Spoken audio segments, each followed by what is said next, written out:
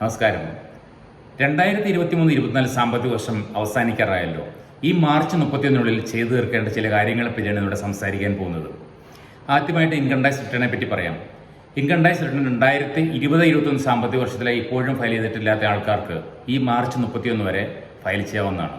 അവർക്ക് additional tax വരുമെന്ന് മാത്രമേ ഉള്ളൂ. അതിനുശേഷം ഈ മാർച്ച് 31 ശേഷം അവർക്ക് ചെയ്യാൻ പറ്റില്ല. ഒരു വർഷം ലേറ്റ് ആയി കഴിഞ്ഞാൽ അഡീഷണൽ ടാക്സ് എന്ന് പറയുന്നത് 20%, ഒന്നിൽ കൂടുതൽ വർഷമായാൽ 50% അഡീഷണൽ ടാക്സ് അടയ്ക്കേണ്ടി വരും. സാധാരണ ഇൻട്രസ്റ്റ്, ലേറ്റ് ഫീ അതിന് പുറമെയാണ് ഇത്ര അടയ്ക്കേണ്ടി വരുന്നത്.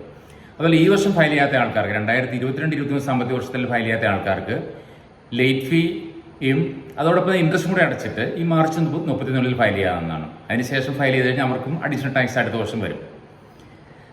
അടുത്ത ഒരു കേസ് എന്ന് പറയുന്നതിൽ ടാക്സ് സേവിങ് സ്കീമുകളിൽ ഇൻവെസ്റ്റ് ചെയ്യുന്ന ആൾക്കാർ ഈ മാർച്ച് 31 ചെയ്യണം. അതായത് ഓൾഡ് റെജീമ ഫോളോ ചെയ്യുന്നതെങ്കിൽ അവർക്കത് വേണം ചെയ്യാനായിട്ട്. അതായത് ടാക്സ് സേവിങ്ങോ അല്ലെങ്കിൽ ഇൻഷുറൻസ് പ്രീമിയോ അങ്ങനെയൊക്കെ അടയ്ക്കാനുള്ളവർ മാർച്ച് 31 അടയ്ക്കണം. എങ്കിൽ മാത്രമേ അവർക്ക് ആ ക്ലെയിം എടുക്കാൻ പറ്റുകയുള്ളൂ. അടുത്തൊരു കേസ് എന്ന് പറഞ്ഞാൽ പ്രധാനപ്പെട്ട വന്നിരിക്കുന്നത് ചാരിറ്റബിൾ ഇൻസ്റ്റിറ്റ്യൂഷൻസും അല്ലെങ്കിൽ റിലീജിയസ് ഇൻസ്റ്റിറ്റ്യൂഷൻസിന് വരുന്ന ഒരു ചേഞ്ചാണ്. അതായത് കഴിഞ്ഞ വർഷം സാമ്പത്തിക വർഷം 2022-23 ഓഡിറ്റ് റിപ്പോർട്ടിൽ ചേഞ്ച് വന്നു. 2 ഓഡിറ്റ് റിപ്പോർട്ടാണ് 10B അല്ലെങ്കിൽ 10BB എന്ന ഫോമുകളാണ് ഉണ്ടായിരുന്നത്.